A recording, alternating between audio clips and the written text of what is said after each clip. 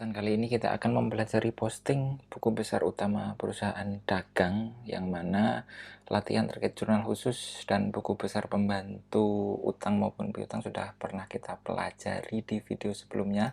Linknya ada di pojok kanan atas sini, atau enggak ya bisa dicek di deskripsi video ini, oke? Untuk mempelajari alurnya dulu, sebelum kita masuk ke langkah posting buku besar utama perusahaan dagang, semua pencatatan itu didasarkan pada bukti transaksi, entah itu bukti transaksi tunai maupun bukti transaksi kredit. Setelah itu dicatat pada jurnal khusus, yaitu penerimaan kas, pengeluaran kas, pembelian, penjualan, yang mana jurnal pembelian dan jurnal penjualan ini ada hubungannya langsung dengan buku besar pembantu, yaitu buku besar pembantu utang dan piutang. Ini sudah pernah kita pelajari sebelumnya. Selain itu, jurnal umum juga masih dipakai pada perusahaan dagang untuk mencatat transaksi yang tidak bisa dicatat dalam jurnal khusus. Nah, langkah posting pada buku besar itu bersumber dari dua jurnal yang berbeda, yaitu jurnal khusus dan jurnal umum. Nah, langkah posting ada di sini, otomatis semuanya akan dimasukkan ke dalam buku besar. Nah, oke. Setelah ini kita akan langsung praktek memposting transaksi ke dalam buku besar yang bersumber dari jurnal khusus maupun jurnal umum. Nah, ini adalah form buku besar utamanya. Buku besar utama ini akunnya sudah saya siapkan. Tinggal kita posting aja berdasarkan sumber masing-masing. Sumbernya ada di jurnal penerimaan kas atau jurnal kas masuk. Habis itu ada jurnal pengeluaran kas atau jurnal kas keluar. Habis itu ada jurnal penjualan, jurnal pembelian, dan jurnal umum. Semua kolom referensi masih kosong di masing-masing jurnal, dan di buku besar utama ini juga belum ada isinya, cuman referensinya sudah saya isi agar lebih mempercepat saja. Oke, kita masuk ke langkah posting yang pertama, yaitu kita masuk di jurnal penerimaan kas dulu, atau bebas mau posting yang mana dulu bebas. Yang jelas sumbernya ada di kelima jurnal yang bakalan kita posting ini. Langkah yang pertama, kita akan memasukkan kas dulu. Kas yang diposting itu bukan satu persatu, jadi bukan lewat sini, tapi karena dari atas sampai bawah ini semuanya adalah transaksi kas, kita posting yang totalannya saja. Yang totalan kas ini kode akun 101, ini kebetulan sudah muncul angkanya. Nah, dari sini kita tinggal posting aja ke buku besar utama terkait kas.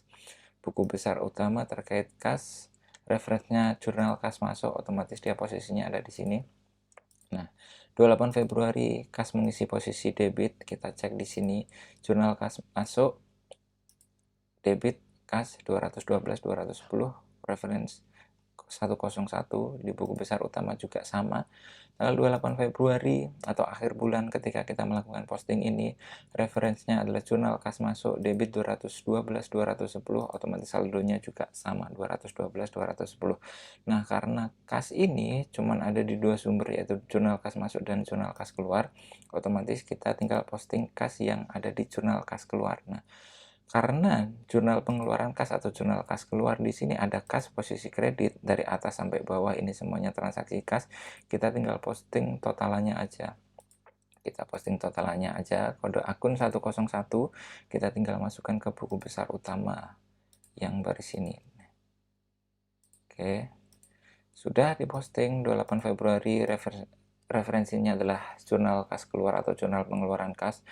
Nominalnya adalah kredit 137.500. Kita cek di jurnal pengeluaran kas, kredit 137.500 berarti sama. Otomatis kita tinggal cek saldo kas yang tersisa adalah 74.710.000. Nah, nanti ini menjadi modal untuk memasukkan ke dalam neraca saldo. Kita lanjut ke transaksi berikutnya, yaitu transaksi posting piutang. Posting piutang ini bersumber dari jurnal penjualan yang pertama. Piutang mengisi posisi debit, totalnya 177.700. Kita langsung posting aja kode akun 102 di buku besar utama, piutang 177.700. Nah, mengisi posisi debit sesuai apa yang ada di jurnal penjualan ya, debit piutang 177.700. Oke.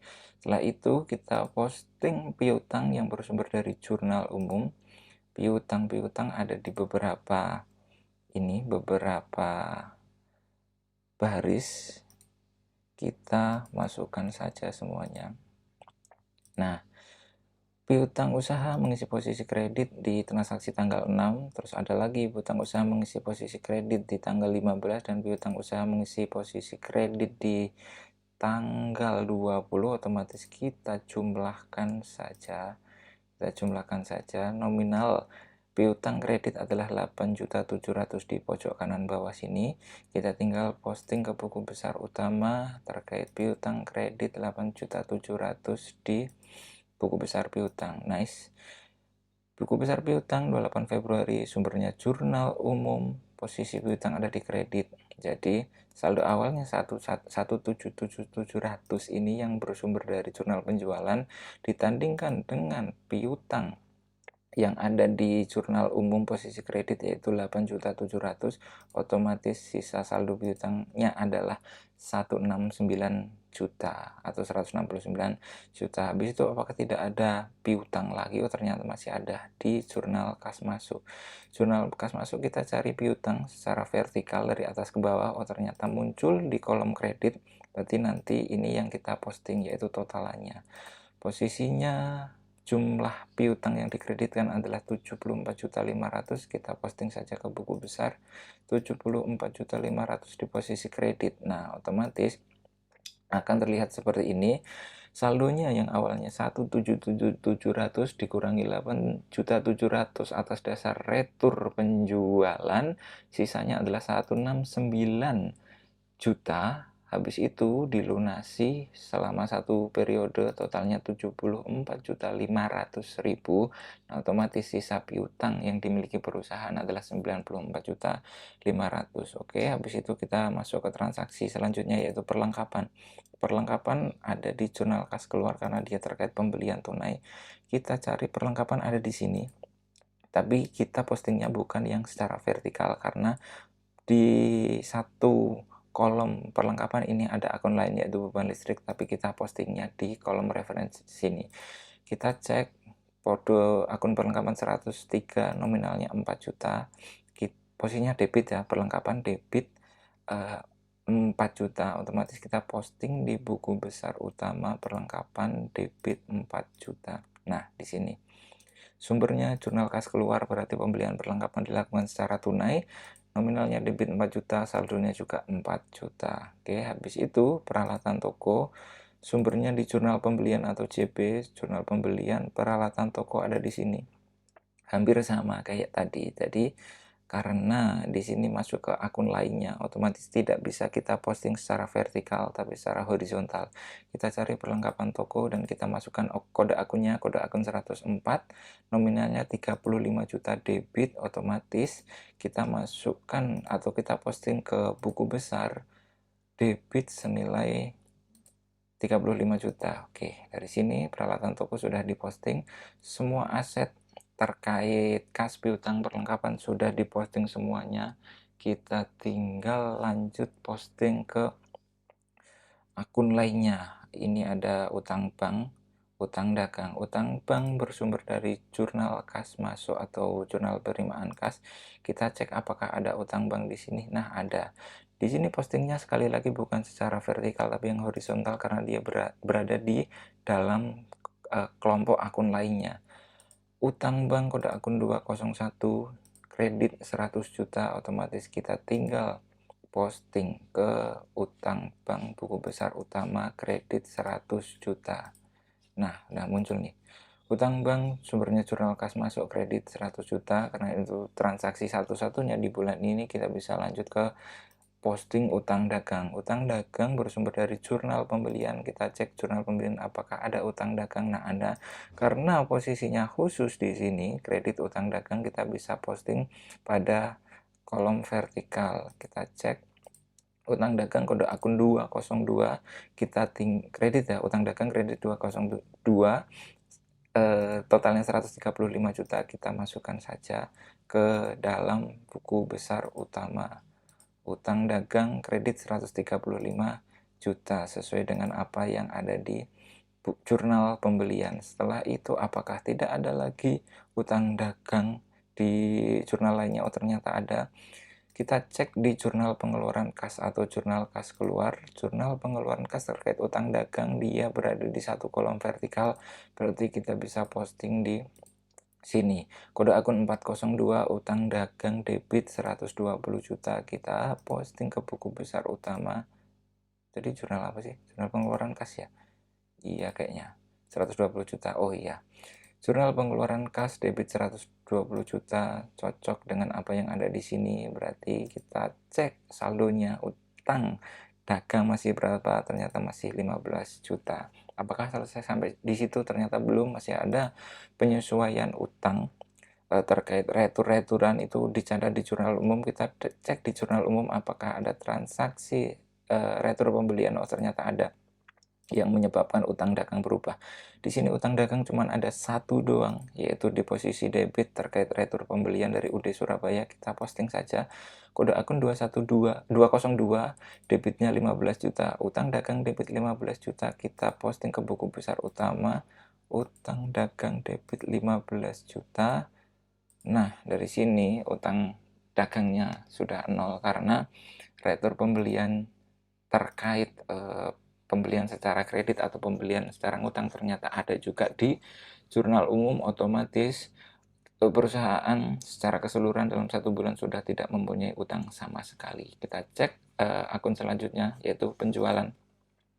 Penjualan otomatis sumbernya ada di jurnal penjualan. Jurnal penjualan kita cek di sini secara vertikal, semua sudah terekap jadi satu. Otomatis kita tinggal posting saja. Penjualan kredit 177 juta, kita posting ke buku besar penjualan kredit 177 juta. Nah selesai. Habis itu apakah tidak ada penjualan yang lain? Oh ternyata ada. Di jurnal kas masuk terkait penjualan tunai, jurnal kas masuk kita cari penjualan secara vertikal ada, totalnya 13.600.000. Kita langsung posting saja kode akun 401 buku besar utama jurnal kas masuk. Tadi nominalnya berapa ya? 13.600.000 kredit, jurnal kas masuk penjualan kredit 13.600.000. Jadi sudah cocok. Total penjualan yang dilaksanakan perusahaan selama 1 bulan adalah 191.300.000. Habis itu kita cek potongan penjualan apakah ada atau tidak. Kita ceknya di jurnal kas masuk ketika transaksi pelunasan potongan penjualan, ternyata ada angkanya di sini dan dia kolomnya secara vertikal. Otomatis kita bisa posting dari totalannya saja. Kode akun 402 potongan penjualan debit 1490. Kita cek di buku besar utama debit 1490. Nice. Potongan penjualan sumber jurnal kas masuk debit 1490, saldonya juga 1490. Setelah itu kita masuk ke retur penjualan. Transaksi retur penjualan sumbernya jurnal umum. Retur-retur semuanya bersumber dari jurnal umum. Retur penjualan ada muncul di 3 posisi, yaitu tanggal 6, tanggal 15, dan tanggal 20. Kita posting semuanya dan nominalnya sama dengan yang tadi, yaitu 8.700.000. Nominalnya ada di pojok kanan bawah ini dari kompilasi retur penjualan yang terjadi selama 1 bulan. Kita posting saja retur penjualan debit 8.700.000 di buku besar utama. Nice. Retur penjualan sumber jurnal umum debit 8.700.000, otomatis saldonya juga 8.700.000. Kita masuk ke akun lain, pendapatan sewa. Pendapatan sewa muncul di jurnal kas masuk. Kita cari pendapatan sewa karena dia berada di akun lainnya. Otomatis kita tidak bisa posting secara vertikal melainkan horizontal. Pendapatan sewa kode akun 404, posisinya kredit 24 juta. Kita eksekusi saja, posting ke buku besar kredit 24 juta, sumber jurnal kas masuk. Kita cek lagi 24 juta. Oh iya ternyata sama. Setelah itu kita bisa posting ke akun selanjutnya, yaitu pendapatan komisi. Pendapatan komisi di sini bersumber dari jurnal kas masuk. Kita cek apakah ada. Oh iya ada. Pendapatan komisi posisi kredit 1.600.000. Kita posting saja ke dalam buku besar kode akun 405. Kita eksekusi posting 1.600.000 kredit di selama 1 bulan. Sumbernya dari jurnal kas masuk. Jadi balance-nya adalah 1.600.000. Terkait akun utang dan penjualan berdasarkan dan pendapatan kita sudah eksekusi, terus kita masuk ke akun lainnya yaitu pembelian. Jelas pembelian dia bersumber dari jurnal pembelian. Oke. Nah, jurnal pembelian terkait pembelian. Nah, di sini ada pembelian senilai 100 juta dan dia berada di kolom vertikal karena dia bukan pada geng akun lainnya. Kita bisa langsung posting di sini kode akun 501 100 juta debit. Pembelian kode akun 501 100 juta debit, kita cek. Nah, sama sudah terposting, berarti kita cari apakah tidak ada pembelian lain. Oh, ternyata ada pembelian secara tunai terjadi di jurnal pengeluaran kas atau JKK atau jurnal kas keluar. Kita cari yang pembelian, ternyata ada di sini pembelian secara vertikal. Kita posting aja kode akun 501 12 juta debit, kita masukkan ke buku besar utama 12 juta debit. Nah, otomatis total pembelian selama 1 bulan ini adalah 112 juta. Habis itu kita cari potongan pembelian, ternyata tidak ada potongan pembelian di kredit.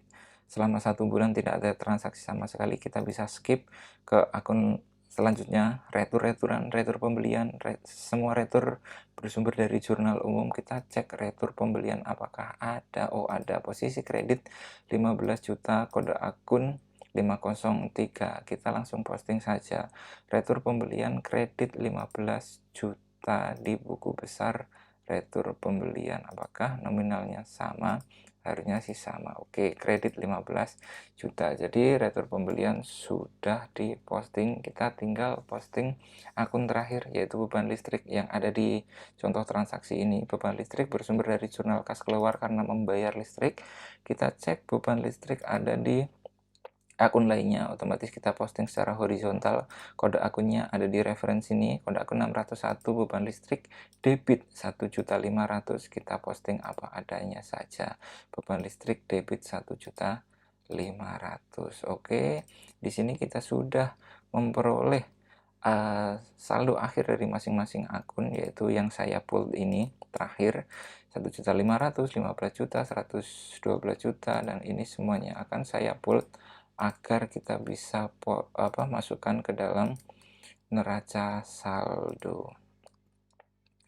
Jadi yang dimasukkan adalah saldo terakhirnya saja, bukan semuanya, tapi saldo terakhir.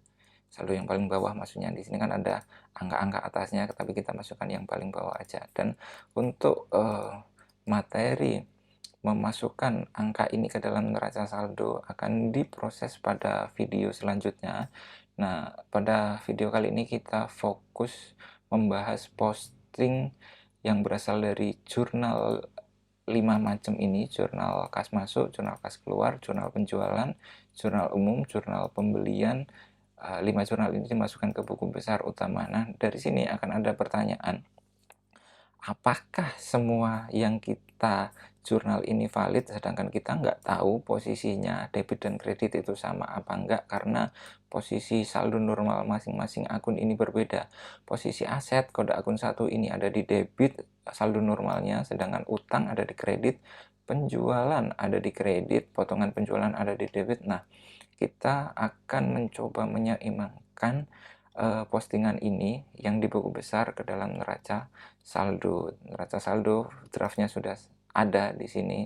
Nanti kita tinggal posting ke neraca saldo, tapi kita jelaskan pada video yang terpisah. Oke, terima kasih.